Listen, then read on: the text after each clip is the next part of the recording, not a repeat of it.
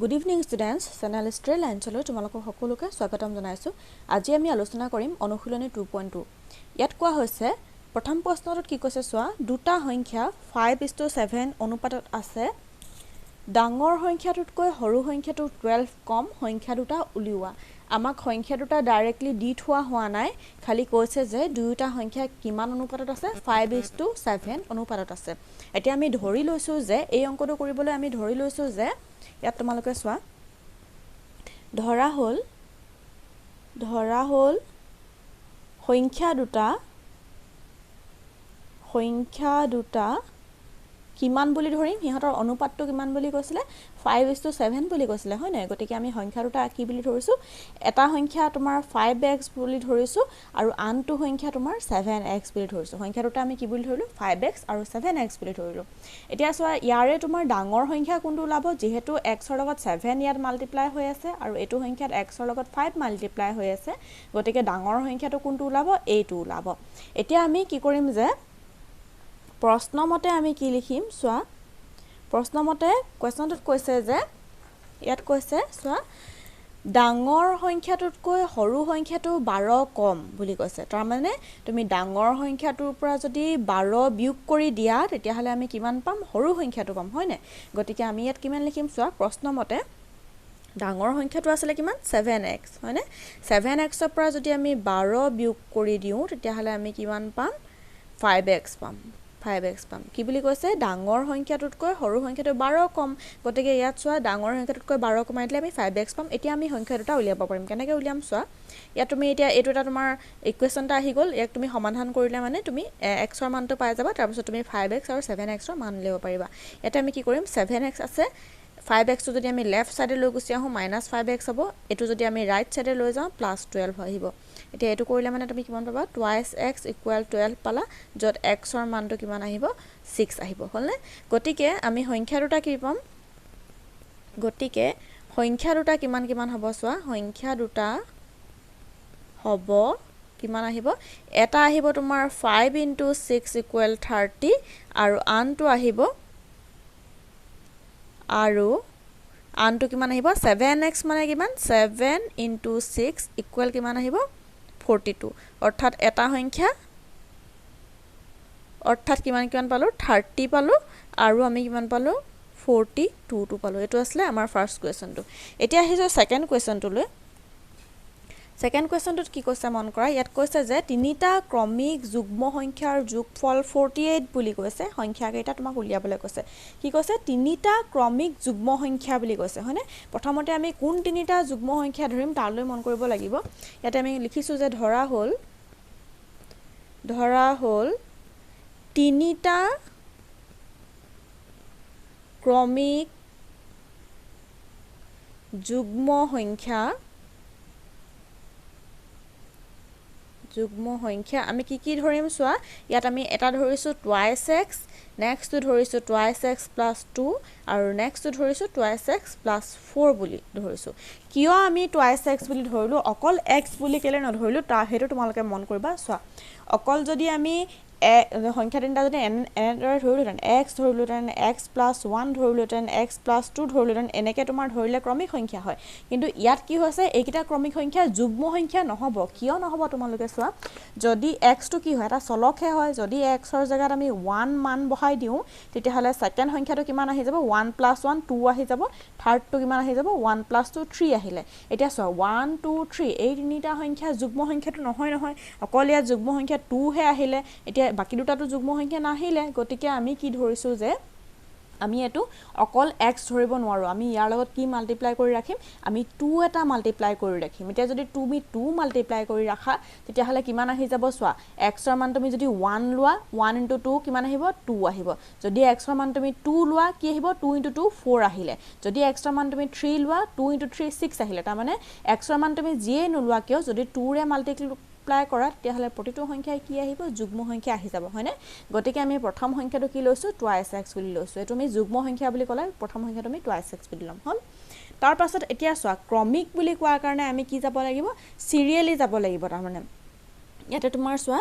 second সংখ্যাত আমি গতিকে কি ল'ম 2x + 2 বুলি ল'ম কিয় 2 বুলি ল'লো চোৱা ইয়াতে যদি আমি twice x plus 1 বুলি ল'লোহেঁতেন তেতিয়াহ'লে ই আকৌ এটা অযুগ্ম সংখ্যা হৈ গ'লহেঁতেন তাৰমানে অযুগ্ম সংখ্যা মানে কি যিবিলাক সংখ্যা 2 ৰে হৰণ নাযায় আমি কি কৰিব লাগে 2 ৰে হৰণ যোৱা সংখ্যা উলিয়াব লাগে গতিকে হেবিলাক হ'ব যুগ্ম সংখ্যা গতিকে আমি কি লৈছো twice x plus 2 বুলি লৈছো ঠিক তেনেদৰে পিছৰ সংখ্যাটো কি বুলি ল'ম আমি twice x plus 4 বুলি ল'ম বুজি পাইছা গতিকে আমি ইয়াত কি লৈছো যে আমাৰ তিনিটা ক্ৰমিক যুগ্ম সংখ্যা কি লৈছো twice x এটা লৈছো নেক্সট লৈছো twice x plus 2 আৰু তাৰ নেক্সট লৈছো twice x plus 4 এতিয়া আমাক কি কৈছে যে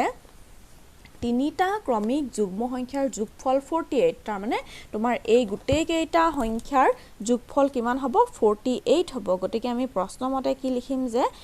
twice x plus twice x plus 2 plus twice x plus 4 equal কিমান আহিব 48 আহিব কেলে আহিছে একিটা গুটেই তিনিটা যুগ্ম সংখ্যা আমি যোগ কৰি দিছো এতিয়া ইয়াৰ পৰা আমি x ৰ মান উলিয়াব লাগে কি দৰে উলিয়াম চোৱা twice x twice x twice x কিমান আহি যাব 6x আহি গ'ল 6x plus কিমান আহিব 4 5 6 কিমান আহিলে 6 আহিলে এতিয়া ইয়াত থাকিব কিমান 48 থাকিলে ইয়াৰ পৰা তুমি 6 টো যদি কমন লৈ লোৱা ভিতৰত কি থাকিব x plus 1 equal 48 থাকিলে তাৰ মানে তোমাৰ কিমান আহি যাব x plus 1 মানে কিমান আহিব 48/6 তাৰ মানে 48/6 কৰিলে কিমান আহিব 8 আহিলে এফালে আৰু এফালে থাকিলে তোমাৰ x plus 1 এতিয়া যদি তুমি ইয়াত x ৰ মান উলিওৱা 8 minus 1 কিমান আহি যাব 8 minus 1 equal 7 তাৰ মানে x ৰ মান 7 আহিলে এতিয়া তুমি সংখ্যা কেইটা উলিয়াব পাৰিবা therefore সংখ্যা কেইটা হ'ব সংখ্যা কেইটা হ'ব কি হ'ব চোৱা প্ৰথমটো হ'ব কিমান twice x মানে কিমান আহিব 2 into x twice x তাৰ মানে 2 into 7 কিমান আহিব 14 হৈ গ'ল সেকেন্ডটো কিমান আহিব চোৱা twice x plus 2 অৰ্থাৎ তোমাৰ কিমান আহিব 2 into 7 plus 2 আহিলে আৰু তাৰ পিছতো কিমান আহিব 2 into 7 plus 4 আহিলে অৰ্থাৎ সংখ্যা কেইটা কি আহিব চোৱা এটা আহিব 14 নেক্সট আহিব 2 7 গুণে 14 তাৰ লগত 2 প্লাস কৰা কিমান আহিব 14 15 16 আহিলে আৰু নেক্সট কিমান আহিব চোৱা 2 7 গুণে 14 15 16 17 18 নেক্সট কিমান আহিলে 18 আহিলে তাৰ মানে সংখ্যা তিনটা তোমাৰ ক্ৰমিক সংখ্যা কেইটা কি আহিলে 14 16 আৰু 18 আহিলে Question number 3 টোত কি কোৱা হৈছে চোৱা যদি 7500 টকা তিনিজন মানুহক 1:2:4 অনুপাতত ভগাই দিয়া হয় তেন্তে প্ৰত্যেকে কিমানকৈ টকা পালে বুলি কৈছে অৰ্থাৎ তিনিজন মানুহক কিদৰে ভগাই দিছে এই টকাটোকে কি অনুপাতত ভগাইছে 1:2:4 অনুপাতত ভগাইছে গতিকে আমি এইটো কেনেদৰে লিখিব পাৰিম প্ৰথমতে আমি কৰলে মন কৰিম এই কথাখিনিলে মন কৰিম আমি কম যে তিনিজন মানুহক পইচাটো কেনেকৈ ভগাইছে এজনক x দিছে ধৰা এজনক কিমান দিব twice x দিব আৰু আনজনক কিমান দিব 4x বুলি দিব সেই কথাখিনি আমি প্ৰথমতে লিখি লম আমি লিখিছো যে ধৰা হল মানুহ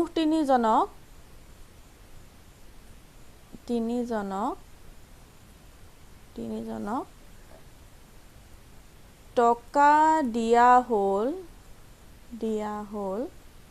এটা সব প্ৰশ্নটো দিওতে আমাক কি হত দিছে অনুপাতত দিয়া হৈছে বুলি লিখিছে আমি কি বুলি লিখিম যে এজনক যদি x দিয়ে ইজনক কিমান দিব twice x দিব আৰু আনজনক কিমান দিব 4x দিব আমি সেই কথাটো লিখিম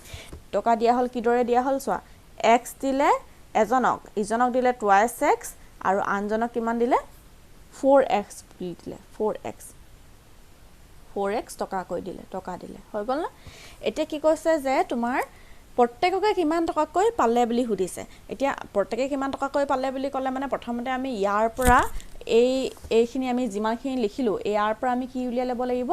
x ৰ মানটো উলিয়াই ল'ব লাগিব তাৰ মানে x ৰ মান আমি কিমান কেনেকৈ উলিয়াম গোটেই টকাখিনি কাক দিছে 17500 গোটেই টকাটো তিনিজন মানুহক ভগাই দিছে বুলি কোৱা হৈছে গতিকে গোটেই তিনজনে যিখিনি পাইছে সেইখিনি ইকুৱেল কৰিলে কিমান আহিব 17500 আহিব গতিকে আমি ইয়াত লিখিম প্ৰশ্নমতে আমাৰ কিমান আহিব এই গোটেই তিনিজনক দিয়া টকাখিনি যদি তুমি প্লাস কৰি দিয়া তেতিয়া হলে আমি টোটাল কিমান পাম 17500 টো পাম এতিয়া ইয়াৰ পৰা তুমি কি লব পাৰিবা x ৰ মানটো উলিয়াই লোৱা প্ৰথম 4 5 6 7 x আহিলে আৰু এফালে আহিলে তোমাৰ 17500 আৰু এটো যদি তুমি ইয়াৰ পৰা x ৰ মান লিওৱা কিমান আহিব 7 দুগুণে 14 15 16 17 3 5 7 5 গুণে 35 তাৰ মানে x ৰ মান 2500 আহিলে 2500 আহিলে এতিয়া তাৰ মানে তুমি মানুহ কিজনে কিমান টকা কৈ দিয়া হৈছিল উলিয়াব পাৰিবা গটিকে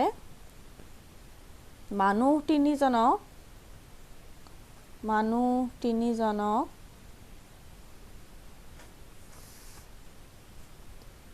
টকা দিয়া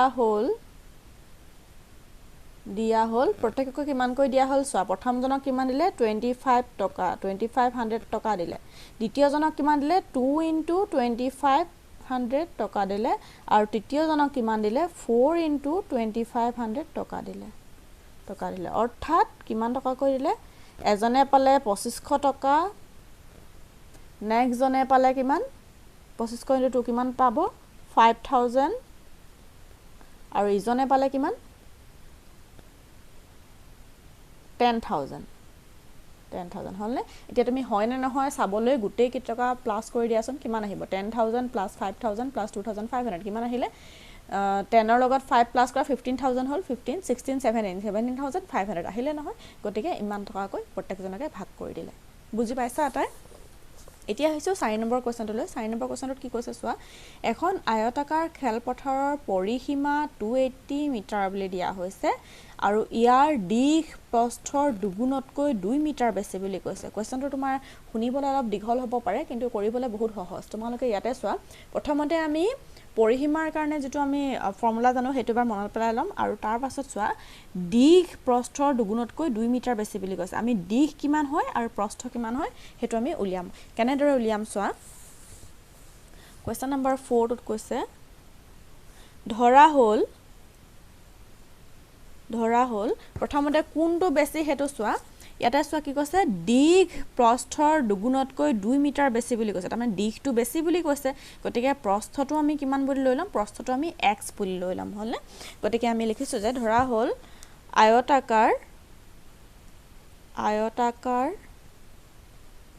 আয়তাকাৰ খেলপথাৰৰ